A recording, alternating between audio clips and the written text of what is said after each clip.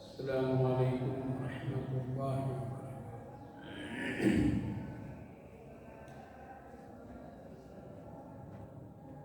اعوذ باللہ من الشیطان الرجیم، بسم اللہ الرحمن الرحیم۔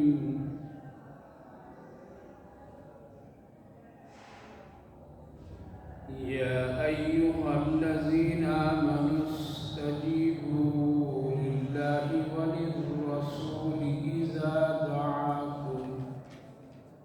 اذا دعاکم لما یحییکم واعلموا ان اللہ یحول بین المرء وقلبہ وانہ الیہ تحشرون۔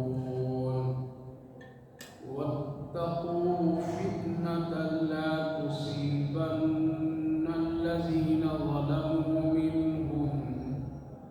ظلموا منكم خاصة واعلموا أن الله شديد العقاب۔ واذكروا إذ أنتم قليل مستضعفون في الأرض تخافون أن يتخطفكم الناس فآواكم وأيدكم بنصره ورزقكم من الطيبات لعلكم تشكرون۔ يا أيها الذين آمنوا لا تخونوا الله والرسول وتخونوا أماناتكم وأنتم تعلمون۔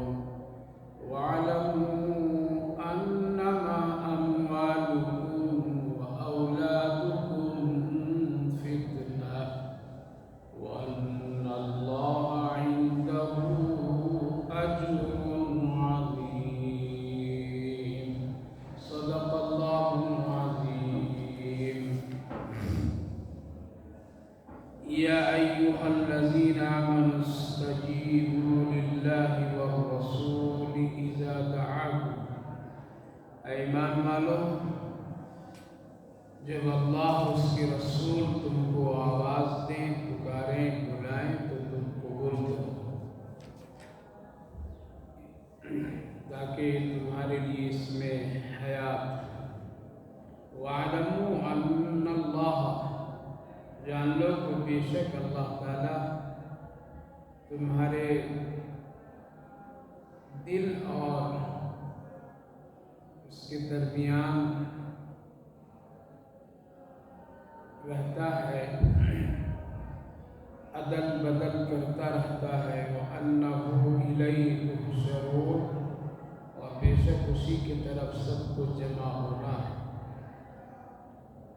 وَاتَّقُوا فِتْنَةً لَا تُصِيبَنَّ الَّذِينَ ظَلَمُوا مِنكُمْ خَاصَّةً، اور ڈرو ایسے فتنے سے جو نہیں پڑیں گے اور ظالموں کے تم میں سے مگر خاص۔ اور جان لو کہ بے شک اللہ تعالیٰ شدید العقاب، سخت عذاب دینے والا ہے۔ پیاری ماں اور بہنوں، اللہ رب العالمین کا شکر، اس کا احسان کہ اللہ تعالیٰ نے آپ سبھی کو قرآن کریم کی اس بابرکت مجلس میں شرکت کی توفیق مرحمت فرمائی۔ اللہ تعالیٰ قبول فرمائے، آخرت کے لیے نجات کا ذریعہ بنائے۔ سنی اور کہی جانے والی باتوں پر ہم سب کو عمل کی توفیق نصیب فرمائے۔ گزشتہ مجلس میں قرآن کریم کی چند آیات پر روشنی ڈالی گئی تھی۔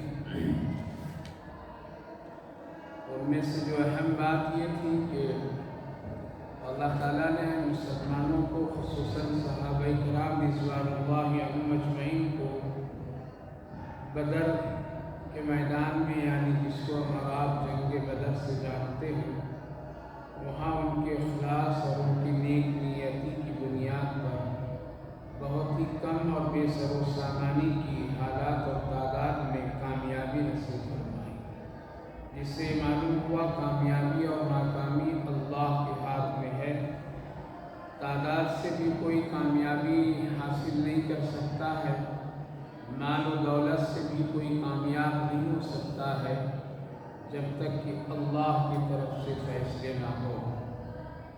جو ہم سب کے لیے بڑی عبرت کی چیز ہے کہ ایسے ماحول اور حالات میں اخلاص، نیک نیتی کے ساتھ اللہ کی طرف رجوع ہونا چاہیے، کیونکہ کامیابی اللہ ہی کے ہاتھ میں ہے۔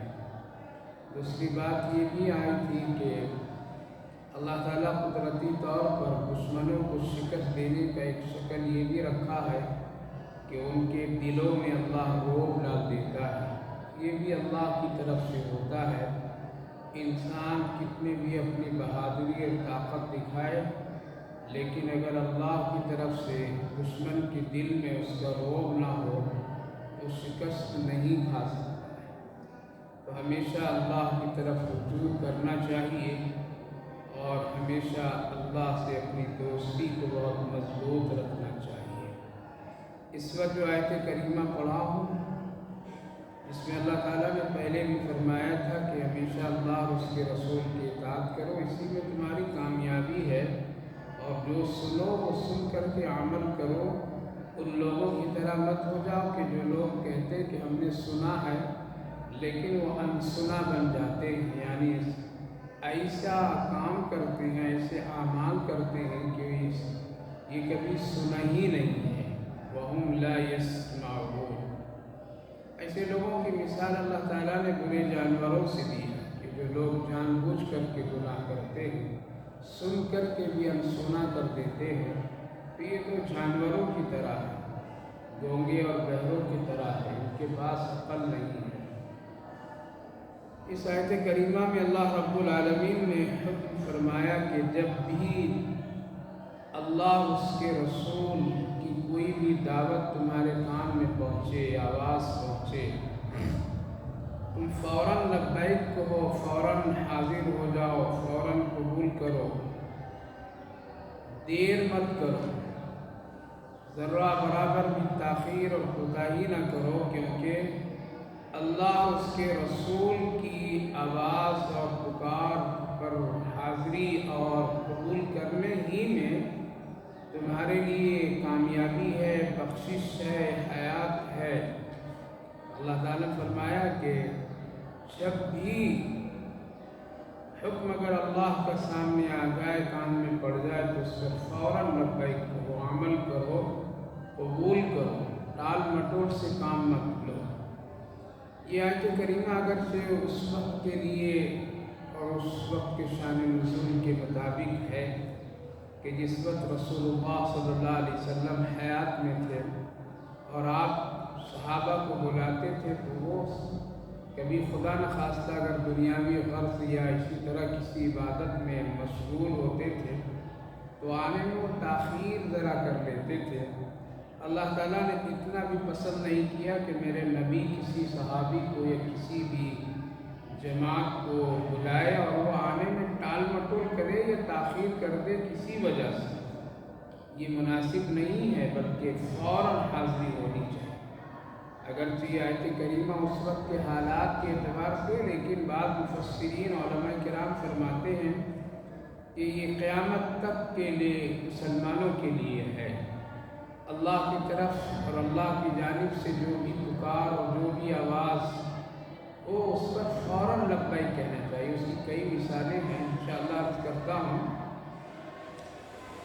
نبی کریم علیہ السلام کی حیات اور آپ صلی اللہ علیہ وسلم کی زندگی میں ایسے کبھی کبھی کوئی مسئلہ ایسا پیش آیا جہاں صحابہ سے تھوڑی سی تاخیر ہوئی، تو اللہ کے رسول صلی اللہ علیہ وسلم نے ان کو بتلایا کہ ایسا ہرگز مت کرو۔ حضرت ابی بن کعب رضی اللہ عنہ ایک بڑے مشہور و معروف صحابی ہیں، قرآن کریم بہت عمدہ پڑھتے تھے، بہت ہی شاندار، کہ جب وہ قرآن پڑھا کرتے تھے زمین پر تو عرش پر ان کا چرچا ہوتا تھا۔ اللہ رب العالمین فرشتوں سے فرماتے ہیں کہ دیکھو ابی بن کعب قرآن پڑھ رہا ہے، تم لوگ بھی غور سے سنو، میں بھی سن رہا ہوں۔ بہت ہی عمدہ تلاوت کرتے تھے۔ کبھی کبھی رسول اللہ صلی اللہ علیہ وسلم کو اللہ حکم فرماتا آپ ان سے قرآن سنیے، ان کا قرآن آپ سنیے، تو آپ بلاتے تھے اور ان سے قرآن کی تلاوت کرواتے تھے۔ بڑے مشہور و معروف اور بڑے پیارے صحابی تھے۔ ایک موقع پر وہ نماز مسجد نبوی میں پڑھ رہے تھے، اللہ کے رسول صلی اللہ علیہ وسلم نے آواز دی تو وہ اپنی نماز پوری کرنے میں لگے رہے۔ نماز سے جب فارغ ہوئے تب حاضری خدمت ہوئی۔ اللہ کے رسول صلی اللہ علیہ وسلم نے اس آیت کریمہ کو پڑھ کر کے سنایا اور یہ فرمایا کہ تم کو تو فوراً آنا چاہیے تھا۔ انہوں نے کہا یا رسول اللہ ہم تو نماز میں تھے، مناسب نہیں سمجھا کہ نماز کو توڑ کر کے آ جائیں۔ اللہ کے رسول صلی اللہ علیہ وسلم نے فرمایا نہیں، تم کو نماز توڑ کر کے آنا چاہیے تھا، اللہ کا یہی حکم ہے۔ اسی لیے علماء فقہاء کرام لکھتے ہیں کہ اللہ کے رسول صلی اللہ علیہ وسلم جب بھی پکارے اور بلائے تو صحابہ کرام رضوان اللہ علیہم اجمعین کے لیے مسئلہ تھا، وہ نماز توڑ کر کے حاضر ہوتے تھے، نماز کی قضا بعد میں کر لیا کرتے تھے۔ اور آپ نے حضرت ابی بن کعب رضی اللہ عنہ کو یہی فرمایا کہ نماز کی قضا ہو جاتی تم کو فوراً آنا چاہیے تھا۔ انہوں نے کہا یا رسول اللہ یہ مسئلہ معلوم نہیں تھا، اب انشاءاللہ اس کے بعد ایسا ہی کروں گا۔ اسی لیے صحابہ کرام نبی کے حکم کی تعمیل میں ذرہ برابر بھی تاخیر نہیں کرتے تھے۔ ایک صحابی رسول صلی اللہ علیہ وسلم کا واقعہ ہے کہ آپ صلی اللہ علیہ وسلم خطبہ دے رہے تھے اور آپ نے فرمایا جہاں جو ہے وہیں بیٹھ جاؤ۔ تو ایک صحابی داخل ہو رہے تھے مسجد میں، ایک پاؤں ان کا اندر تھا اور ایک پاؤں باہر، اسی حال میں بیٹھ گئے۔ بعد میں اللہ کے رسول صلی اللہ علیہ وسلم نے فرمایا اس طرح نہیں بلکہ تم کو آرام اور اطمینان سے بیٹھنا چاہیے۔ انہوں نے کہا یا رسول اللہ میں ذرا بھی تاخیر کرنا پسند نہیں کیا کہ کہیں اللہ ناراض نہ ہو جائے، نبی کی شان میں کوئی گستاخی مجھ سے نہ ہو جائے، اسی لیے اسی حال میں اسی طرح بیٹھ گیا۔ میری ماں بہنوں، کس قدر صحابہ کرام نبی پاک علیہ السلام کی باتوں پر حاضری اور کس قدر چاق و چوبند ہوتے تھے، ذرہ برابر بھی تاخیر نہیں کرتے تھے۔ علماء مفسرین فرماتے ہیں کہ استجیب و قبول کرو، اس سے مطلب یہ ہے کہ جہاں جس طرح کے جب بھی اللہ کا حکم، اللہ کے رسول کا حکم تمہیں کانوں میں پڑے فوراً آ جاؤ۔ مثلاً اذان ہو رہی ہے، کان میں آواز آ رہی ہے، یہ بھی استجیبوا للہ وللرسول کے تحت ہے کہ آدمی کو فوراً نماز کی تیاری کی طرف اٹھ جانا چاہیے، اس کی تیاری میں لگ جانا چاہیے۔ اگر وہ ٹال مٹول کوتاہی کرتے ہیں تو گویا کہ اس آیت کریمہ کے خلاف وہ عمل کرتے ہیں، اللہ اور اللہ کے رسول کے اطاعت کے خلاف عمل کرتے ہیں۔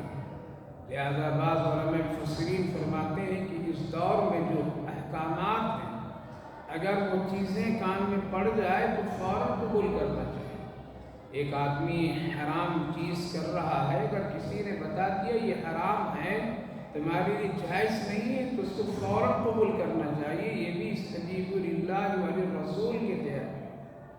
اسی طرح سے اگر اسی موقع پر کہیں بھی کسی طرح سے اگر جہاد فی سبیل اللہ کے لیے رسول اللہ صلی اللہ علیہ وسلم اس وقت آواز دیتے تھے تو صحابہ کے لیے ضروری کہ اسی حال میں وہ حاضر خدمت ہو جاتے تھے۔ اتنا پابند واقعہ بہت ہی مشہور و معروف ہے حضرت حنظلہ رضی اللہ عنہ کا کہ جن کا نکاح ابھی ہوا اور ایک رات بھی صحیح سے گزرا نہیں، اور پہلی رات کے حالات سے گزر رہے تھے اور صبح ایک چھوٹی موٹی جنگ کے سلسلے میں ایک منادی نے مدینہ طیبہ میں پکار لگا دی کہ اللہ کے رسول کی طرف سے یہ اعلان ہے کہ لوگ جلدی نکلو، اس لیے کہ وہ دشمن اسلام حملہ آور ہے اور حملہ کرنا چاہتا ہے، اس کے مقابلے کے لیے نکلو۔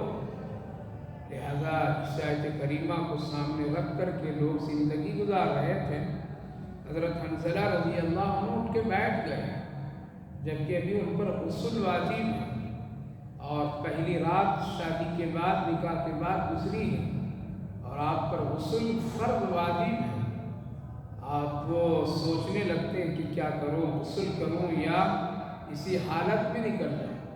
اللہ تعالیٰ نے قرآن کریم میں تو فرمایا یا ایھا الذین آمنوا استجیبوا للہ وللرسول اذا دعاکم، جب جس وقت اسی وقت لبیک کو حاضری ہو جانی چاہیے۔ وہ دور اور زمانے میں ایسا نہیں تھا کہ پانی بالکل آرام اور سہولت سے میسر ہو جائے، لوگوں کو گھر سے باہر سے لانا پڑتا تھا۔ کہنے لگے کہ اگر پانی کا انتظام کیا جائے تو وقت کافی ہو جائے، لہذا مشورہ شوہر اور بیوی دونوں کرتے ہیں کیا کیا جائے۔ اگر غسل کی تیاری اور اس کے انتظام میں رہوں تو قافلہ نکل جائے گا، ہم سے نبی کی دعوت پر فوراً حاضری میں تاخیر ہو جائے گی، کہیں اللہ کو یہ پسند نہ ہو۔ اس لیے بہتر یہ ہے کہ میں اسی حال میں نکل جاؤں۔ وہ بھی کیا خاتون تھی، اللہ اکبر۔ میری ماں بہنوں، کتنی بڑی بڑی قربانیاں دیں اس دور کی خواتین حضرات نے، کتنی بڑی قربانیاں ہیں یہ۔ ذرا آج کے حالات پر ذرا دل پر ہاتھ رکھ کر کے سوچئے، پہلا شوہر ہے، پہلی رات گزری ہے، مستقبل کے انجام تو کچھ پتہ نہیں کیا ہوگا۔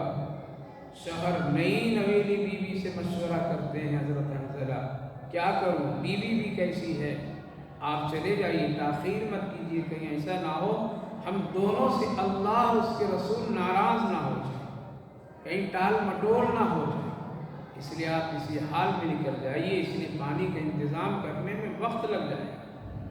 آج تو نکاح کے بعد سال سال تک دولہا دلہن نماز ہی نہیں پڑھتے، سال 6 مہینے تک ان کو نصیب نہیں ہوتے۔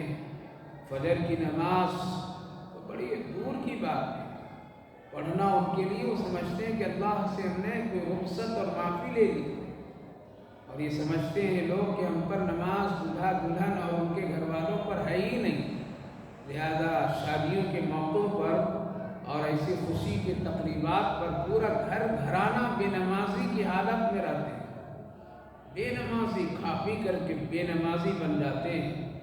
وہ سمجھتے ہیں کہ خوشی کے موقع پر کیا عبادت کرنی چاہیے، کیا دولہا دلہن پر کیا نماز ضروری ہے، لہذا اللہ اکبر، ایسے لوگوں پر تو اللہ کی لعنتیں پھر ہوتی ہیں، ناپاکی میں حالات ان کے صبح و شام کی کیفیتیں گزرتی ہیں۔ لہذا جو لوگ فجر کی نماز نہیں پڑھتے ہیں وہ ناپاک رہتے ہیں، ان کی ناپاکی جا کر کے دین کے آدھے حصے تک گزرتی ہے، اور وہ پھر اطمینان سے جا کر کے غسل اور پاک صاف ہوتے ہیں۔ لہذا ڈرنا چاہیے۔ حضرت حنظلہ رضی اللہ عنہ اسی حال میں تو نکل گئے۔ احادیث کی کتابوں میں واقعہ بہت ہی مشہور و معروف ہے، معتبر روایاتوں سے ثابت۔ لہذا جب وہ چلے گئے اس حال میں، اور پھر جو جنگ ہوئی اس میں وہ شہید بھی ہو گئے، اللہ کے رسول صلی اللہ علیہ وسلم خود ان کے لاش اور ان کے جنازے میں شرکت کے لیے تشریف لے گئے۔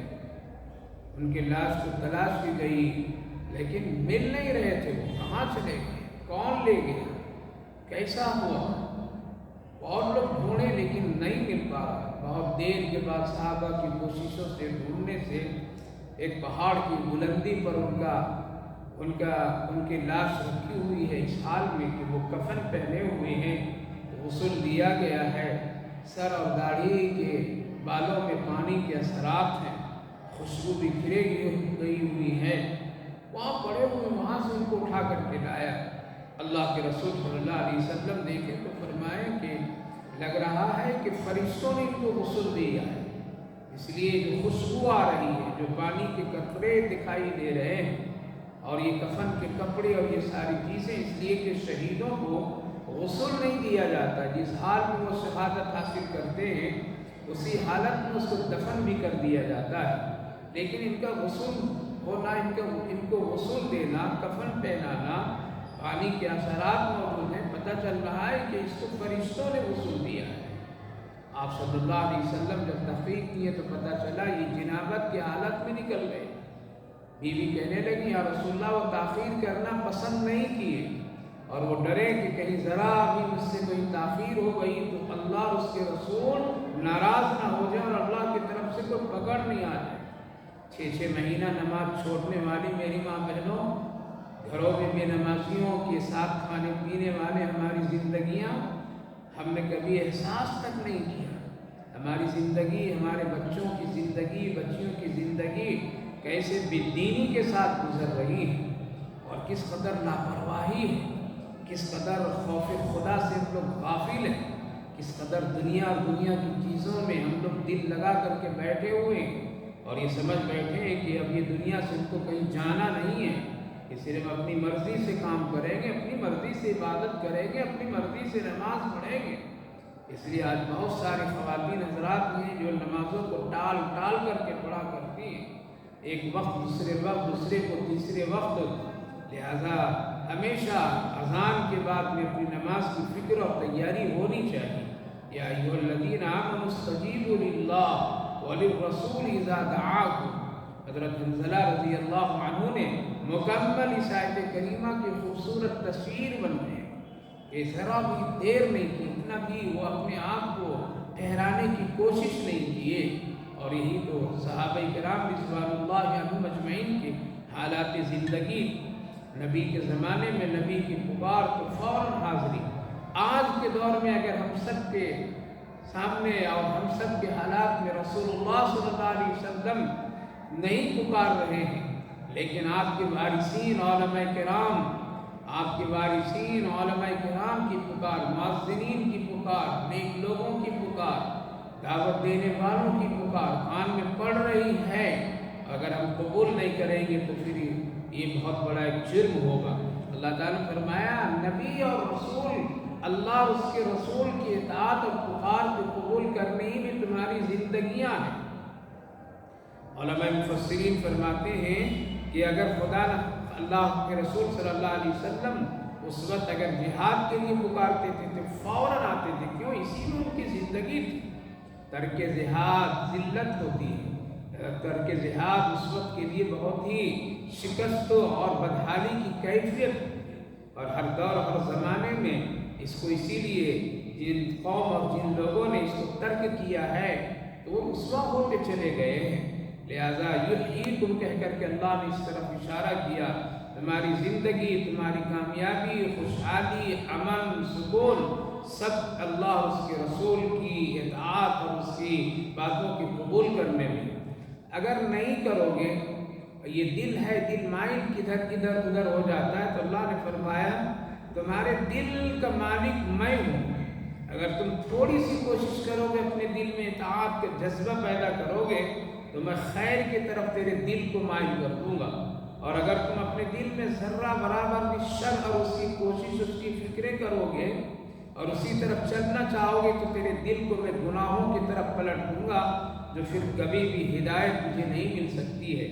اس لیے دل کا مالک اللہ ہے۔ اللہ اگر ہدایت کی طرف پلٹ دیتا ہے آدمی کی شوق، اس کے جذبات اور اس کی فکروں کی وجہ سے، تو وہ آدمی ہدایت پا جاتا ہے۔ اسی لیے نبی کریم علیہ السلام برابر دعا کرتے تھے، اللہ یا مقلب القلوب، اے اللہ ہمارے دلوں کو خیر کی طرف پلٹ دیجیے، خیر کی طرف رکھیے۔ ہمیشہ یہ دل ہے بہکتا ہے، یہ دل ہے بھٹکتا ہے، یہ دل ہے اس میں ہزاروں خواہشات کی کیفیتیں پیدا ہوتی رہتی ہے۔ اللہ سے دل کی سلامتی کی دعائیں کرنی چاہیے۔ ہمیشہ دل کو اچھی نیتوں سے اور اچھی چیزوں سے اس کو سجانا چاہیے، پاک صاف رکھنا چاہیے، اس کو گندہ نہیں ہونے دینا چاہیے، ورنہ اگر دل کو اللہ گناہوں کی طرف پلٹ دیا اور گمراہی اور ضلالت کی طرف پلٹ دیا تو بہت مشکل ہے۔ اللہ تعالیٰ فرمایا انہ الیہ تحشرون، تم سب کو میری ہی طرف جمع ہونا ہے، سب کو میری ہی طرف آ کر کے کھڑا ہونا ہے۔ تحشرون، تم سب جمع ہو جاؤ گے، کہیں ادھر ادھر نہیں جاؤ گے، سب کو آنا ہے۔ اس لیے اللہ اس کے رسول کی اطاعت کرو، واتقوا فتنة لا تصیبن، یعنی ایک وقت ایسا کہ کہیں کوئی مصیبت، پریشانیاں اور عذاب اللہ کے آ جائے تو اس سے تم اپنے دل کی پاکیزگی اور نیکی اور اللہ رسول کی اطاعت کی بنیاد پر تم بچ جاؤ، تم پر مصیبت نہیں آئے گی، وہ فتنے نہیں پڑیں گے۔ اس آیت کریمہ کے مطلب علماء مفسرین یہ لکھتے ہیں کہ اگر اللہ تعالیٰ عذاب کہیں بھیجتا ہے اور ایک آدمی پاک صاف ہے، ایک آدمی اللہ اور اس کے رسول کی اطاعت کرتا ہے، امر بالمعروف کرتا ہے، نہی عن المنکر پر عمل کرتا ہے، لوگوں کو بھلائی کی باتیں اور دعوتیں دیتا ہے، تو پھر وہ ایسے حالات میں اللہ تعالیٰ فتنوں کے وقت، عذاب کے وقت میں اس کو بچا لیتا ہے، اور اگر وہ یہ کام نہ کرے تو پھر ایسے حالات میں اس فتنے کا بھی وہ شکار ہو جاتا ہے۔ نبی کریم علیہ السلام کی خدمت میں موقع پر حضرت جبریل علیہ السلام اور چند فرشتے تشریف حاضر خدمت ہوئے۔ آپ نے پوچھا کہاں کا ارادہ ہے؟ کہا کہ فلاں بستی فلاں علاقے پر عذاب ڈالنا ہے، وہاں ہے، وہاں جانے کا قصد اور ارادے ہیں۔ اللہ کے رسول صلی اللہ علیہ وسلم فرمایا تو کچھ نیک لوگ بھی ہیں۔ کہا کہ یا رسول اللہ نیک لوگوں کو پر بھی عذاب ڈالنا ہے آج۔ کہا کہ کیوں؟ کہا کہ وہ صرف اپنی نیکی ہی تک محدود ہے، وہ امر بالمعروف اور نہی عن المنکر کا کام نہیں کر رہے، لوگوں کو گناہوں سے روکنے کی کبھی ان کو فکر نہیں ہوئی، بلکہ بس وہ اپنی نیکی ہی تک محدود ہے۔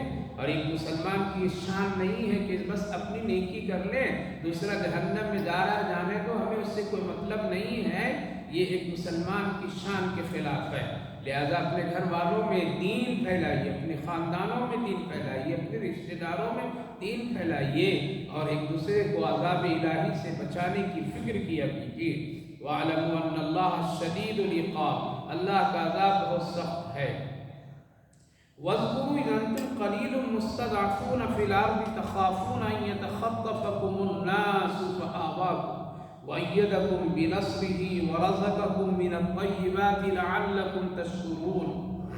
یاد کرو اے لوگوں، جب تم بہت تھوڑے تھے اور کمزور تھے زمین پر، اور خطرہ ایسا تھا کہ تم ہمیشہ ڈرے ہوئے ہوتے تھے کہ کب کون کیا حملہ کر دے اور کچک لے، اور بہت ہی پریشان رہا کرتے تھے، فآواکم، ہم نے تم کو ٹھکانہ دیا، تمہاری ہم نے خاص مدد کی، ورزقکم من الطیبات، اور تم کو پاکیزہ روزی ہم نے عطا کی، لعلکم تشکرون، شاید کہ تم کیا کرو، شکر گزار ہو جاؤ۔ اس آیت کریمہ کی روشنی میں اگر دیکھیں اور وہ تاریخ کو اور اس تاریخ پر ایک سرسری نظر ڈالیے میری ماں بہنوں، تو آج ہم سب کے لیے بڑے حوصلہ کن بات ہوتی ہے۔ صحابہ کرام رضوان اللہ عنہم اجمعین جب مٹھی بھر تھے، گنے ہوئے لوگ تھے، چند لوگ تھے، اور جب وہ ایمان لاتے تھے تو خطرہ ہی خطرہ ان کے چاروں طرف ہوتا تھا، وہ ہمیشہ ڈر اور خوف میں جیتے تھے۔ مکہ المکرمہ میں جب بھی تھے تو بہت ڈر ہوتا تھا، نمازیں کھل کر کے، عبادتیں کھل کر کے، کلمہ کھل کر کے نہ پڑھ سکتے تھے، نہ کسی کو بول سکتے تھے، نہ کسی کو بتا سکتے تھے، ہمیشہ ڈر رہتا تھا کہ کب کفار و مشرکین میں سے کوئی دیکھ لے، اچک لے، اور اس قدر وہ ڈرے سہمے رہتے تھے، یہاں تک کہ وہ لوگ اتنا پریشان ہو گئے کہ ہجرت کرنی پڑی۔ اللہ تعالیٰ نے اس کو یاد دلایا، وَاذْكُرُوا إِذْ أَنْتُمْ قَلِيلٌ، ذرا غور کرو، یاد کرو وہ زمانہ، اس وقت تم لوگ تھوڑے تھے، قلیل تھے، چند ہی لوگ مسلمان تھے۔ نبی کریم علیہ السلام نے جب دعوت دی ہے تو چند لوگ آئے، گنے چنے لوگ آئے، ابو بکر صدیق رضی اللہ عنہ آئے، حضرت علی آئے، حضرت بلال آئے، صہیب رومی آئے، اور چند خواتین حضرت ام المؤمنین خدیجہ الکبریٰ رضی اللہ عنہ آئی، اور اسی طرح گنتے گنتے بڑھے، اور وہ مزدور طبقے کے لوگ، غلام طبقے کے لوگ، کمزور لوگ تھے۔ اللہ تعالیٰ نے فرمایا قلیل مستضعفون فی الارض، تم زمین پر بڑے کمزور تھے، کمزور سمجھے جاتے تھے، تم کو لوگ کمزور جانتے تھے، ایسے حالات میں تم خوف زدہ رہتے تھے۔ جیسے آج دیکھ لیجیے ہم لوگ اس طرح سے، اور مسلمانوں کو عمومی حالات اس وقت میں ایسا ہی کہ خوف زدہ ہیں، ڈرے سہمے ہوئے ہیں، کیونکہ ان کا رشتہ اور ہم سب کا رشتہ اللہ سے کٹا ہوا ہے، اللہ رب العالمین کی پناہ سے ہم لوگ باہر نکلے ہوئے ہیں، لہذا ہم لوگ دنیاوی حالات سے اس قدر متاثر ہیں کہ آج کے دور میں مسلمان بہت ہی گھبرائے ہوئے نظر آتے ہیں، ان میں ڈر اور دہشت کی کیفیت ہے۔ نماز کہیں سفر میں پڑھیں گے تو لوگ کیا کہیں گے، اگر ہم داڑھی رکھ لیں گے تو کیا کہیں گے، اگر ہم اس طرح مسلمان کا اظہار کریں گے تو لوگ کیا کہیں گے، شاید کہ کوئی کچھ حملہ کر دے، کوئی کیا کر دے، کوئی گھر جلا دے، کوئی کاٹ دے، کوئی مار دے، یہ دہشت خوف ہے۔ اگر ہم پردہ کریں گے، برقعے پر رہیں گے، جانا آنا کریں گے تو دشمنوں سے خطرے ہیں، یہ سب دہشت کی کیفیت ہے۔ اس سے بھی زیادہ اس وقت میں صحابہ کرام رضوان اللہ عنہم اجمعین کے زندگی اور حالات میں تھے۔ اللہ نے تذکرہ کیا، وَاذْكُرُوا إِذْ أَنْتُمْ قَلِيلٌ مُسْتَضْعَفُونَ मुस्तज़अफ़ून फ़िल अर्ज़, तुम ज़मीन पे बड़े कमज़ोर समझे जाते थे। जो चाहता था पकड़ करके, उस वक्त में भी लोग बड़े मारपीट करते थे, आगों पे डाल देते थे, थप्पड़ मारते थे, न जाने क्या क्या करते थे। सहाबाए किराम की वो अज़ियतें जो लोग देते थे वो सब किताबों में मौजूद हैं। आज हम वो किस्से वाक़यात पढ़ना भूल गए, जिसकी वजह से बुज़दिली हम लोगों के दिलों में आ गई। और क्यों नहीं आई? जब मुसलमान की बच्चे बच्चियाँ और जब लोग मोबाइलों को देख करके गाने बजाने वालों को देखेंगे, उनकी आंखें बराबर उससे मुतासिर होगी और उनकी हरकतों पर उनके दिल में एक बड़ा कदर हो, तो फिर तो बुज़दिली तो आनी है। गुनाह बुज़दिली पैदा करता है, बदकारी बुज़दिली पैदा करता है, ज़िनाकारी बुज़दिली पैदा करता है, शराब नोशी बुज़दिली पैदा करता है। अल्लाह और उसके रसूल की नाफरमानियों से इंसान मुसलमान बुज़दिल बन जाता है। आज यही हालात हैं। करोड़ों के मालिक, करोड़ों की तादाद के बावजूद भी आज की हालात ऐसे हैं हम सब की कि बिल्कुल डर, खौफ, दहशत। तो अल्लाह ताला ने फरमाया वज़्कुरू अंतुम क़लील मुस्तज़अफ़ून, फिर ऐसे हालात में तुम बिल्कुल यतख़त्तफ़ु नासु फ़अवाकुम, डरे रहते थे कि चलते फिरते कौन उचक लेगा, कौन क्या कर देगा। फ़अवाकुम, हमने तुमको ठिकाना दिया। कैसा ठिकाना दिया? वअय्यदकुम बिनस्री, और हमने तुम्हारी मदद की, यानी मक्का से हिजरत करने का अल्लाह ने हुक्म दिया। और सहाबा किराम मालो जान सब की परवाह किए बगैर हिजरत कर गए। नबी पाक अलैहिस्सलातु वस्सलाम भी हिजरत करके मदीना तशरीफ लाए। फ़अवाकुम, एक ठिकाना दिया, उम्दा शहर दिया, शहर रसूल बन। लिहाजा अल्लाह के रसूल सल्लल्लाहु अलैहि वसल्लम के पास हिजरत करके मक्का से सहाबा सहाबियात आते चले गए और वहाँ आकर के बसते गए। फ़अवाकुम, वो लोग ठिकाना पकड़ लिए और अल्लाह ने ही दिया। कैसे दिया ठिकाना? कि जब सहाबाए किराम वहाँ से हिजरत कर करके आते चले गए तो दो जमातें बनी, एक अंसार एक मुहाजिर। मुहाजिर वो सहाबा, वो लोग जो लोग मक्का से हिजरत करके मदीना तशरीफ लाए थे। अंसार उनको कहा जाता है जो मदीने वाले बाशिंदे थे। इन लोगों की मदद करते थे। भाई घर तुम्हारे पास नहीं, आओ एक कमरा तुझको दे देता हूँ, तुझे बाप नहीं है एक बाप तुझे दे देता हूँ, खेती बाड़ी करो रहो। तुम्हारे पास कपड़ा नहीं, मेरे पास दो जोड़े, एक तुम पहनो एक हम पहनते हैं। यहाँ तक के हदीस पाक में है अगर अंसार सहाबा के पास अगर दो बीवियाँ, तो वो लोग कहते थे अगर तुम शादी निकाह करने के अभी तेरे पास इस्तिताअत नहीं है तो सुनो, मैं एक अपनी बीवी को तलाक दे देता हूँ और फिर तुम उससे निकाह कर लो ताकि तुम भी खुशहाली के साथ। ये कितनी बड़ी कुर्बानियाँ थी सहाबा। वो किस लिए कर रहे थे? क्या हुकूमत बनाने के लिए, दुनिया बनाने के लिए, महल बनाने के लिए, सिर्फ और सिर्फ ईमान और इस्लाम को जिंदा और बाकी ताबिंदा करने के लिए? इतनी बड़ी बड़ी कुर्बानियाँ अंसार सहाबा ने दी। मुहाजिरीन को ठिकाना दिया। अल्लाहु अकबर। वो एक रोटी खाते थे, इनको भी खिलाते थे। एक रोटी वो खाते थे तो आधे टुकड़े में बांट करके दूसरों को भी दिया करते थे। अल्लाहु अकबर। एक चादर अपने पास, दूसरी चादर इनके पास। लिहाजा इस तरह से एक दूसरे के साथ मुआविन और मददगार बन करके लोग इस्लाम को जिंदा किए। फ़अवाकुम, अल्लाह ताला फरमान तुमको ठिकाना दिए ऐसा शहर, शहर रसूल मदीने तैयबा में। वअय्यदकुम, और मदद किए, जंगे बदर में तुम्हारी मदद की, नुसरत की। वरज़क़कुम मिनत-तय्यिबात, और खाने पीने के लिए मदीने तैयबा में और वहाँ हमने तुमको पाकीज़ा रोज़ी दिया, हलाल रोज़ी दिया, तय्यब रोज़ी दिया। ये है अल्लाह रब्बुल आलमीन की तरफ से इनाम, ताकि तुम शुक्र अदा करो, शुक्र अदा करो। इंसान को सुकून के साथ दुनिया में रहने के लिए यही चीज़ें ज़रूरी है। एक वो कि जहाँ पर वो हो वहाँ पर उसको खौफ ना हो। दूसरी ये है कि जिस जगह पर रहे, जिस शहर, जिस बस्ती में, वो बस्ती अमन वाला। तीसरी ये चीज़ है वहाँ उसको ज़रूरियात की सारी चीज़ें उसको मुयस्सर हो, पाकीज़ा हो, हलाल मिले। ये तीन चीज़ें, तीन नेमतें अगर किसी को हासिल हो जाए तो खुशनसीब है दुनिया के एतबार से, और उसको दुनिया की बहुत सारी नेमतें अल्लाह दे दी है। एक ये है कि उसको डर, खौफ, दहशत ना हो, और ये अमन, ये सुकून अल्लाह की तरफ से मिलती है, दौलत से नहीं मिलती है।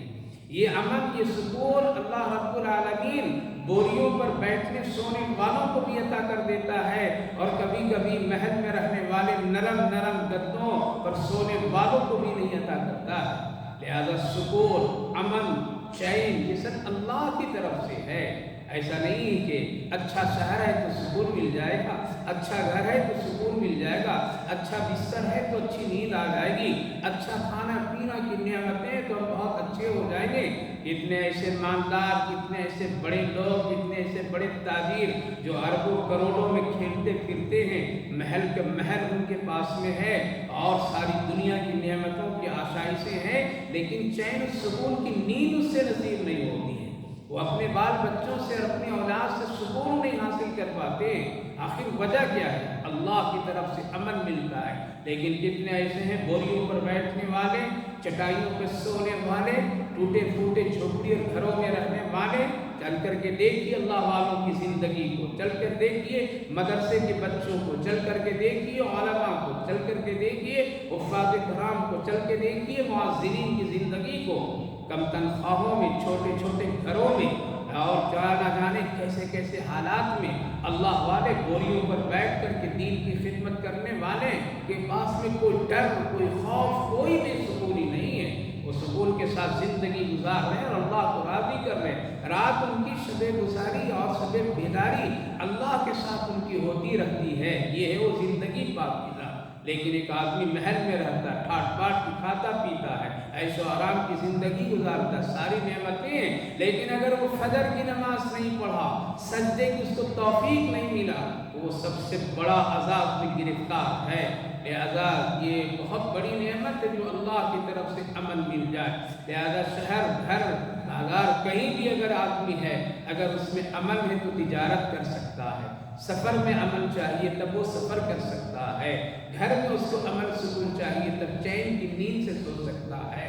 لہذا اللہ نے صحابہ کو یہ مدد کی خواہ کہ مکہ سے ہجرت کرا کر کے مدینے میں ٹھکانہ دیا، جو پاکیزہ شہر، نبی کا شہر، رسول اللہ کا شہر، وَأَيَّدَكُمْ بِنَصْرِهِ، اور اپنی طرف سے اللہ اپنی طرف سے مدد کی۔ یعنی جب مکہ میں اور وہ لوگ کفار و مشرکین جب وہاں سے آئے بدر میں تو اللہ نے مدد کی۔ وَرَزَقَكُم مِّنَ الطَّيِّبَاتِ، پاکیزہ روزی، باغ کھجور والی روزی، وہاں کوئی کھیتی نہیں لیکن دنیا سے ساری روزی، سارا مسئلہ، سارے پھل فروٹ اللہ وہاں بھیجتا رہا۔ وَرَزَقَكُم مِّنَ الطَّيِّبَاتِ، لہذا یہ تین چیزوں کے لیے دعا کیا کیجئے میری ماں بہنوں کہ اللہ جہاں بھی رکھ تو امن کے ساتھ رکھ، اے اللہ جہاں بھی رکھ اپنی نصرت اور مدد کے ساتھ رکھ، اے اللہ جہاں بھی کھلا پلا تو پاکیزہ اور حلال روزی کھلا پلا۔ اس کا شکر ادا کرتے رہیے، شکر ادا کرتے رہیے، تبھی ہے کامیابی، تبھی ہے ہم سب کے لیے خیر خواہی اور آخرت تبھی بن سکتی ہے۔ لہذا یہ تین نعمتیں اگر کسی کو حاصل ہو جائے تو اللہ کا خوب کثرت سے شکر ادا کرنا چاہیے، شکر ادا کرنا چاہیے۔ لہذا یہ تین نعمتوں کو اللہ ہی سے مانگنا چاہیے۔ ایک یہ ہے کہ اللہ امن دے دے، سکون دے دے، جس شہر میں بھی رکھ، جس بستی میں بھی رکھ، جس گھر میں بھی رکھ، جہاں بھی رکھ، اے اللہ جنگل میں رکھتا وہاں بھی اللہ سکون عطا فرما، اپنی خاص رحمتیں، نصرتیں، مدد عطا فرما، پاکیزہ حلال کفایت شاری کی روزی عطا فرما۔ شکر ادا کرتے رہیے، انشاءاللہ خوشحالی کی اور امن سکون کی زندگی ملے گی۔ یا ایھا الذین آمنوا لا تخونوا اللہ والرسول وتخونوا اماناتکم وانتم تعلمون، اے ایمان والو تم اللہ اور اس کے رسول کی باتوں میں خیانت مت کرو، اس کے حکم اور اس کے احکامات میں خیانت مت کرو۔ وتخونوا اماناتکم، اور اپنے درمیان میں بھی اگر آپس میں کوئی امانت داری ہے دوسرے کی تو اس میں بھی خیانت نہ کرو۔ وانتم تعلمون، جانتے ہوئے بھی ایسا نہ کرو۔ اس آیت کریمہ میں اللہ رب العالمین نے دو باتوں کو سراۃ حکم دیے۔ ایک تو اللہ اور اس کے رسول کے حکم میں خیانت مت کرو۔ خیانت کا مطلب ہے جتنا اللہ اور اللہ کے رسول کرنے کے لیے کہا اتنا ہی کیجیے، جتنا کہا ہے اتنا ہی کہیے، اس سے اپنی طرف سے گھٹائیے بڑھائیے نہیں۔ یعنی حلال کو حرام مت کیجیے، حرام کو حلال مت کیجیے، اس میں رسومات بدعات مت داخل کیجیے، یا اللہ کے رسول کی باتوں میں کوئی گھٹنے بڑھنے اضافہ مت کیجیے۔ آج ہم لوگ یہ خیانت کے مجرم بن کر کے ہیں کہ اپنی زندگی میں اللہ کے رسول کی احکامات اور حکموں پر اتنا دوسری چیزیں لاگو کر دیے ہیں، یہی تو خیانت ہے۔ بڑھا دینا یہ بھی خیانت، گھٹا دینا یہ بھی بڑا خیانت، ایک حکم کی شکلوں کو بدل دینا یہ بھی خیانت۔ تو اللہ اور اس کے رسول نے جو حکم دیا جتنا اتنا ہی کرو، اس سے زیادہ کرنے کی کیا ضرورت ہے؟ اس میں پریشانیاں، مثال کے طور پر میں اذان ہے، ایک سمجھ لیجیے، ایک مثال دے رہا ہوں، ایک اذان ہے، اذان کے کلمات مقرر ہیں قرآن حدیث پاک کی روشنی میں، لہذا اگر کوئی آدمی آپ اس سے پہلے کچھ اور کلمات بڑھا دے، اضافہ کر دے، یا مثال کے طور پر محمد الرسول اللہ ہے، وہاں پر اتنا ہی کہنے کا حکم ہے، لیکن ایک حکم یہ ہے کہ جب نبی کا نام آئے تو صلی اللہ علیہ وسلم درود شریف پڑھو۔ اب مؤذن صاحب وہاں محمد الرسول اللہ جہاں پکارے وہیں مؤذن صاحب کھڑے ہو کر کے درود شریف ہی پڑھنے لگے، تو یہ خیانت ہے، اس میں اضافہ اس نے کر دیا، اس نے نبی کے حکم میں خلط مل کر دیا، نہیں یہاں پڑھنے کا مؤذن کا حکم نہیں ہے، یہاں پر اس میں اضافہ کرنے کا حکم نہیں ہے۔ اسی طرح سے اذان سے پہلے کچھ کہنا، سننا اور بلانا، یہ سب آواز، کلمات، یہ سب نہیں جائز ہے، جتنا ہے اتنا ہی کرو۔ 4 رکعت کی نماز 4 ہی رکعت پڑھیے، 2 ہے سفر میں پڑھنے کا 2 ہی پڑھیے، اپنی عقل سے مت کیجیے کہ آرام ہے تم 4 پڑھ لیں گے، یہ سب خیانت ہے۔ اسی طرح سے بہت سارے ایسی بدعتیں جو ہم لوگوں نے داخل کر دیا، پیدائش میں، مرنے میں، خوشیوں میں، شادی بیاہوں میں رسومات جو داخل کر دیے، سب خیانت ہے، اور خیانت کرنے والوں کی بڑی سخت پکڑ ہے، بہت سخت پکڑ ہے۔ آج جتنی چیزیں ہم لوگوں نے معاشرے میں داخل کر دیے ہیں وہ سب ایک خیانت ہے شریعت میں، اس میں اضافہ کرنے کے دائرے میں وہ ساری چیزیں آ جاتی ہے، تو جتنا اللہ کے رسول حکم دیا اتنا ہی کرنے کا ہے، اس سے زیادہ نہیں۔ اگر کوئی کرتا ہے تو خیانت کے دائرے میں آ جاتی ہے۔ اسی طرح سے آپس میں اگر لین دین ہے کسی چیز کا، کوئی وہ آدمی کسی کو مان دیا ہے تو اس میں خیانت نہ کرو، اس میں گھٹا بڑھاؤ نہیں۔ یا اسی طرح بات کی امانت، کوئی آدمی کہا، کہتے ہیں لوگ کہ یہ بات صرف آپ کے لیے اور آپ سے کہہ رہا ہوں، آپ ایسا کیجئے گا، کسی کو مت کہیے گا، یہ جملہ جہاں بولا آدمی تو یہ امانت کے دائرے میں آ گیا۔ شیطان اس امانت میں خیانت کرانے کی بڑی طاقت لگاتا ہے، لہذا جو آدمی اور جس آدمی سے کہا گیا بھائی اس بات کو امانت کے طور پر میں آپ سے کہوں، آپ کسی کو نہیں کہیے گا، تو اس کے دل میں شیطان اتنا ابھارتا ہے کہ جب تک کہ وہ کہہ نہ لے اس وقت تک اس کو سکون نہیں ملتا ہے، لہذا کہیں نہ کہیں پھر وہ کہتا ہے دیکھو میں فلاں شخص کی بات تم کو بطور امانت کہتا ہوں، تم کسی کو نہیں کہنا۔ اب وہ بھی بندہ کہہ دیا، خیانت ہو گیا، اب اس کے دل میں بھی شیطان پھر ایک وسوسہ ڈالتا ہے، وہ بھی کسی سے کہتا ہے دیکھو میں فلاں شخص کے کہنے پر ایک بات تجھے امانت کے طور پر کہہ رہا ہوں، تم اس کو امانت ہی رکھنا، کسی کو نہیں کہنا۔ شیطان پھر اس سے کہلواتا ہے، یہ سلسلہ چڑھتا ہے، اور پھر وہ راز، وہ امانت کیا ہو جاتا ہے، بالکل پھیل جاتا ہے، فتنہ بن جاتا ہے، لوگوں کی عزتیں چلی جاتی ہے۔ لہذا بات کی امانت، مال کی امانت، یہ سب عزت کی امانت، یہ سب ایک بہت بڑی چیز ہے۔ شوہر کے ہاتھ میں بیوی کی امانت ہے، بیوی کے ہاتھ میں شوہر کی امانت ہے، اس میں خیانت کرنا سخت بدترین گناہ ہے، بدترین گناہ ہے۔ آج ہم لوگ پرواہ نہیں کرتے ہیں، آج ہم لوگ سوچتے نہیں ہیں کہ نہیں یہ تو معمولی چیز ہے۔ اللہ نے فرمایا والرسول وتخونوا اماناتکم، ہرگز ہرگز مت خیانت کرنا، وانتم تعلمون، اور تم جانتے ہو کہ یہ امانت کے طور پر ہے۔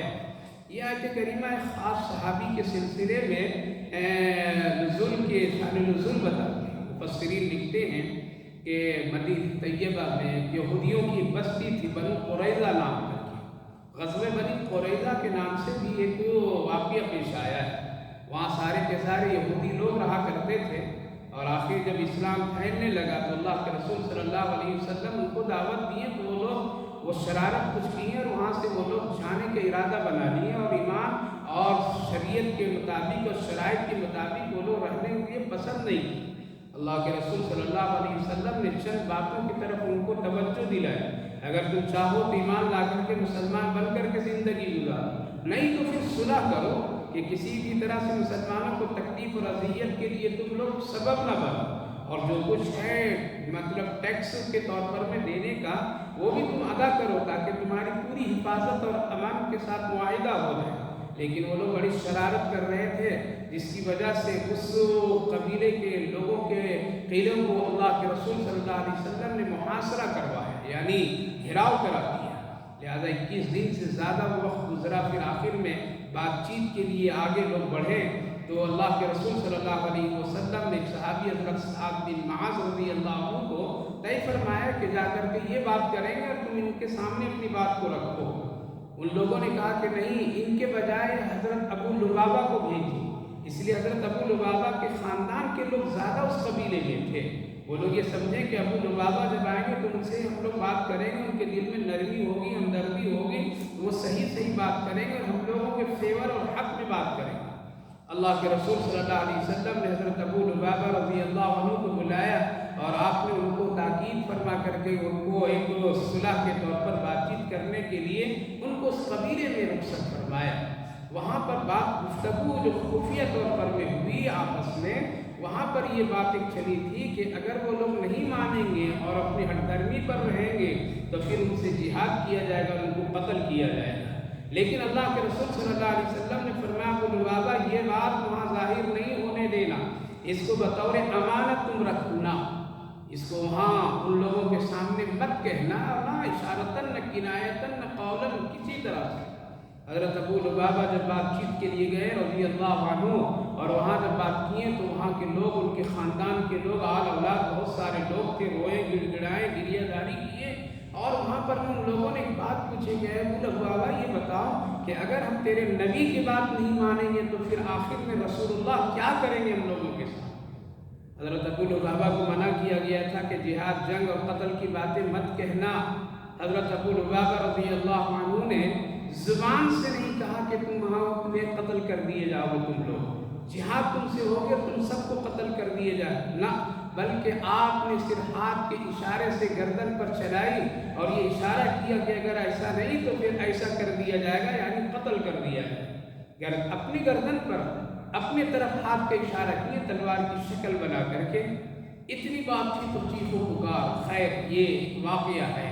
حضرت ابو لبابہ تو کہہ کر کے بات سنا کر کے وہاں سے رخصت ہوئی تو راستے میں یاد آئے وہ میں نے اپنے آقا کی بات کی خیانت کر دی، رسول اللہ نے منع کیا تھا، ہم نے لوگوں کو کہہ دیا، یہ نہیں کرنا چاہیے تھا۔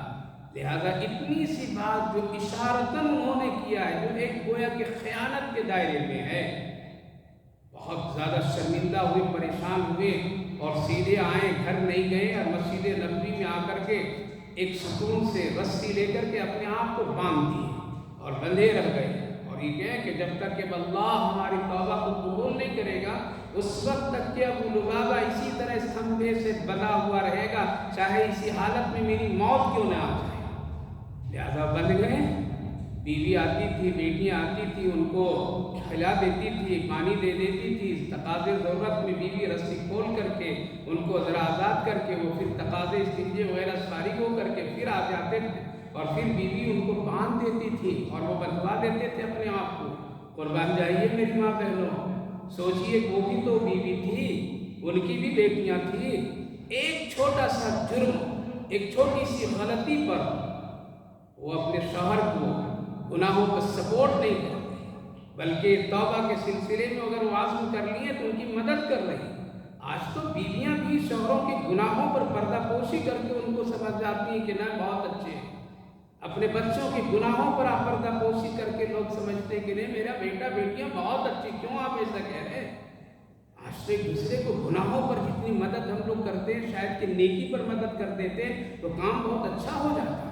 لہذا وہ اسی طرح سے 7 دن تک کے بندھے رہے۔ بیوی کھولتی ہے، کھانا کھلاتی ہے، لیکن کبھی وہ خاتون یہ نہیں کہتی کہ چھوڑ دیا، ایک چھوٹی سی بات کیا اس کے لیے تم بن جاؤ گے۔ کبھی بھی وہ نہیں کہتی کہ اتنے کو گناہ ہے، یہ کوئی بڑی چیز ہے۔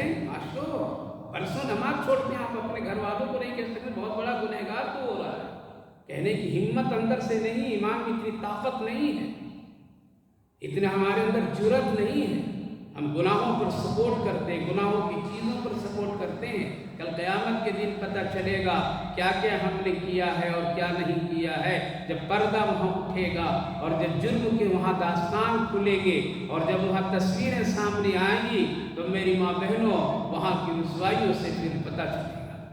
حضرت ابو لبابہ رضی اللہ عنہ اسی طرح بندے رہے 7 دن، کتنے صرف ایک اشارہ۔ آج تو پوری شریعت بدلنے پر ہم لوگ لگ گئے ہیں، آج تو پورا دین بدل دے رہا ہے مسلمان مرد عورت مل کر کے۔ مسلمان عورتیں تو اس وقت میں دین بدلنے پر لوگ اس قدر تلے ہوئے ہیں، شادی بیاہوں میں دیکھیے پورا بے دینی کی کیفیت ہوتی ہے، اتنے رسومات کرتے ہیں، اس قدر بازاروں میں تفریح گاہوں میں اس قدر حالات بنے ہوئے، دین کہیں نظر ہی نہیں آتا ہے، کیا ہو گیا پتہ نہیں، مرنا نہیں ہے، قبر میں جانا نہیں ہے، اللہ کے سامنے منہ دکھانا نہیں ہے، شریعت پوری بدلتے چلے جا رہے ہیں، دلیری کے ساتھ دیکھ لیں گے وہاں کیا ہوگا، اللہ رسول بات میں پہلے خاندان ہے، بال بچے ہیں، فلاں ہیں، انہوں نے کسی اشارہ کیا، بن گئے 7 دن تک کے بنے رہے، کتنی ان کی جرت دیکھی ہے، آگے جب تک کہ اللہ نہیں توبہ کی آیت نازل کرے گا اس وقت تک کہ میرے حق پہ فیصلہ نہیں گا، اس وقت تک کہ آزاد نہیں ہوں گا، اسی طرح زندگی ختم کر لوں گا، توبہ اس کو کہتے ہیں۔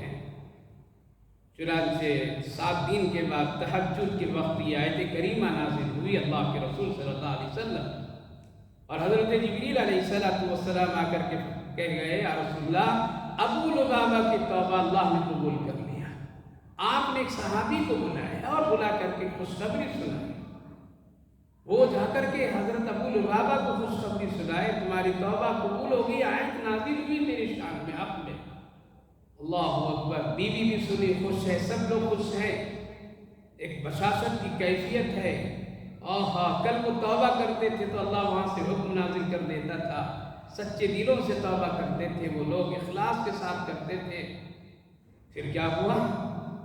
لوگوں نے کہا کہ آؤ رسیت کھول دیتا ہوں، بیوی کہنے لگی کھول دوں، آگے نہیں ابھی مت کھولو، ابھی اوپر کا فیصلہ ہوا ہے، دربار رسالت سے فیصلہ نہیں آیا ہے، اللہ کے رسول اپنے ہاتھ سے کھولیں گے تبھی میں آزاد ہوں گا، اللہ تو فیصلہ فرما دیا ہے۔ آج تو لوگ خواب دیکھ لیتے ہیں، مکہ مدینہ کا تو اپنے کا ولی سمجھنے لگتے ہیں لوگ، اور پھر دین کو دین نہیں سمجھتے ہیں، سمجھتے بس میں بہت بڑا نیک آدمی بن گیا، اللہ وہاں عرش سے ان کے لیے حکم فرما دیا، لیکن کہتے ہیں کہ نہ، دربار رسالت سے بھی حکم آنا چاہیے، اسی لیے نبی جب اپنے ہاتھ سے کھول دیں گے تب میں سمجھوں گا اللہ بھی مجھ سے راضی ہو گیا اور میرا نبی بھی مجھ سے راضی ہو گیا۔ لوگوں نے جا کر کہا رسول اللہ وہ ابھی بھی آزاد نہیں ہونا چاہتے، ابھی بھی رسی کھلوانا نہیں چاہتے ہیں، وہ کیا کہا کہ یہ ایسا کہہ رہے ہیں کہ رسول اللہ اپنے ہاتھ سے کھولیں گے تبھی ہم آزاد ہوں گے۔ پیارے آقا نبی کریم علیہ السلام فجر کی نماز پڑھانے کے لیے اپنے حجرے مبارک سے نکلتے ہیں، ابو لبابہ کے پاس پہنچتے ہیں، آپ اپنی نبوت کے ہاتھ سے رسی کو کھول دیتے، آزاد ہوتے، ہاتھ پکڑ کر کے آپ سیدھے مسجد لے جاتے ہیں، نماز ساتھ میں پڑھواتے، کتنے خوش نصیب لوگ ہوتے ہیں۔ ایک چھوٹے سے اشارے پر اتنا اپنے آپ کو مجرم سمجھتے تھے، ہم تو پورا دین بدل دیے، حلال و حرام کو بدل دیے، اپنی پہچان کو بدل دیے، اپنی شخصیت کو بدل دیے، اسلام کو بدل دیے، ہر گھر میں دیکھ لیجئے تو بے دینی کی کیفیت ہے، پھر بھی اطمینان ہے، ہم حاجی صاحب، ہم غازی صاحب، ہم فلاں ہیں فلاں ہیں۔ میری ماں بہنوں ذرا غور کیجیے، آخرت کے حالات بڑے پرخطر ہو، اس لیے ڈرنا چاہیے، کوئی بھی دین میں خیانت نہیں، اللہ کے رسول کے حکموں میں اور اس کے قانون میں کوئی بدلاؤ مت کیجیے، اس میں بڑھائیے نہیں، رسومات کو داخل مت کیجیے، سنت کو زندہ کرنے والی عورت بنیے، سنت کو زندہ فروغ دینے والی ماں بہنیں بنیے، تبھی کل آخرت میں نبی کے ہاتھوں سے آپ حوض کوثر پر پانی پینے والی صحیح بنیں گے۔ اس لیے سنت کو زندہ کیجیے، بدعتوں کو ختم کیجیے، رسومات کو ختم کیجیے، آپ کر سکتی ہیں، اس لیے آپ کے ہاتھوں میں زبان میں اللہ نے غضب کی قوت اور صلاحیت دی ہے، اس میں استعمال کیجیے۔ تو اللہ تعالیٰ نے فرمایا اے لوگوں مت خیانت کرو اللہ اور اس کے رسول اور آپس کی امانتوں کو جانتے ہوئے، وَاعْلَمُوا أَنَّمَا أَمْوَالُكُمْ وَأَوْلَادُكُمْ فِتْنَةٌ، جان لو مال بھی تمہاری اولاد بھی ایک آزمائش کی چیز ہے۔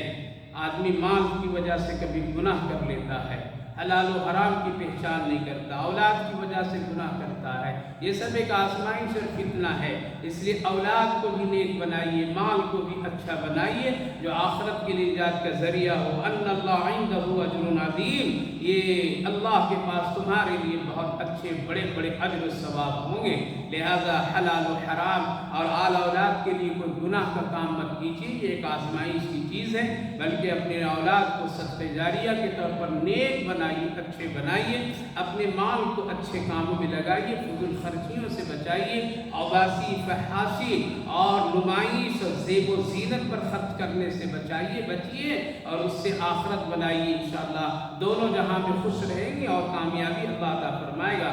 خلاصہ یہ ہے میری ماں بہنوں کہ اللہ کا حکم جب آ جائے تو اس پر فوراً عمل کرنے کے لیے اپنے آپ کو تیار کر لیجیے اور تیار رہیے۔ نماز کا وقت آ جائے فوراً اس کو ادا کیجیے، ٹال مٹول مت کیجیے۔ ہمارے اور آپ کے دل کا مالک اللہ ہے، دل میں جیسے حالات اللہ دیکھتا ہے اسی طرح اس کو پھیر دیتا ہے نیکی کی طرف یا گناہ کی طرف۔ اس لیے اپنے دل کو ہمیشہ نیکیوں والا بنائیے تاکہ اللہ ہمیشہ نیکی کی طرف، خیر کی طرف ہمارے دلوں کو پھیرتا رہے اور ہم سب ہدایت کے راستے پر رہیں۔ تیسری بات یہ ہے کہ اپنی طاقت کے مطابق خیر اور حق اور صحیح باتیں لوگوں کو دعوت دیتے رہیے۔ چوتھی بات یہ ہے کہ ڈریے مت، دنیا میں ڈریے مت، خوف زدہ مت ہوئیے، بلکہ اللہ سے تعلق اچھی بنا رکھیے۔ یہ بھیڑ، یہ دنیا کی طاقتیں اللہ کے سامنے کوئی حیثیت نہیں ہے۔ اگر نہیں سمجھ میں بات آتی ہے تو صحابہ کی زندگی دیکھیے، وہ کتنے کمزور تھے لیکن اللہ نے ان کو اتنی مضبوط اور اتنی طاقت دیا کہ آدھی دنیا پر اپنی زندگی میں حکومت کر کے چلے گئے اور جدھر جاتے تھے تو انہیں کا نام ہوتا تھا اور آج تک کے نام ہے۔ اور سب سے بہت ہی اہم بات یہ ہے کہ اللہ اور اس کے رسول کی باتوں میں خیانت مت کیجیے۔ جب نہیں معلوم ہو کوئی مسئلہ تو اپنی طرف سے مت بتایا کیجیے، حدیث نہیں معلوم ہو تو ہرگز مت بتایا کیجیے، قرآن کریم کی آیت کے ترجمہ مطلب نہیں معلوم ہو تو اپنی طرف سے مت بتلائیے۔ یہ سب بھی خیانت کے دائرے میں ہے۔ اور اپنے آل اولاد کو نیکی اور خیر کا ذریعہ بنائیے، ورنہ یہ فتنہ ہے، آزمائش ہے، اس سے بڑے بڑے عذاب میں مبتلا لوگ ہو جاتے ہیں۔ اگر یہاں کچھ تکلیف اٹھا لیں گے تو انشاءاللہ اللہ کے پاس بڑے اجر و ثواب کے مستحق بنیں گے۔ اللہ آپ کو بھی توفیق دے، ہمیں بھی توفیق دے۔ اللہم صلی علی سیدنا نبینا حبیبنا مولانا محمد وبارک وسلم علیہ۔ اللہم ربنا آتنا فی الدنیا حسنۃ وفی الآخرۃ حسنۃ وقنا عذاب النار۔ اللہ ہم سب کمزور ہیں، گنہگار و خطا کار، یقیناً اپنے اعمال کی بنیاد پر اس زمین پر خوف زدہ ہے، دہشت زدہ ہے، لیکن آپ کی رحمتوں سے ہم سب کو بڑی امید ہے۔ تو ہی مالک مولا ہے، کمزوروں کا سہارا دینے والا، غم زداؤں کے غموں کو دور کرنے والا، بے سکونی کو سکون میں بدلنے والا، ضلالت اور گمراہی سے بچا کر کے ہدایت دینے والا، دشمنوں کے سامنے عزت اور آبرو بچانے والا۔ اے اللہ آپ ہی ہیں، آپ کے سوا ہمارا کوئی نہیں ہے۔ اللہ تو اپنے خاص فضل فرمائیے مسلمانوں پر، اپنے نبی کی امتیوں پر۔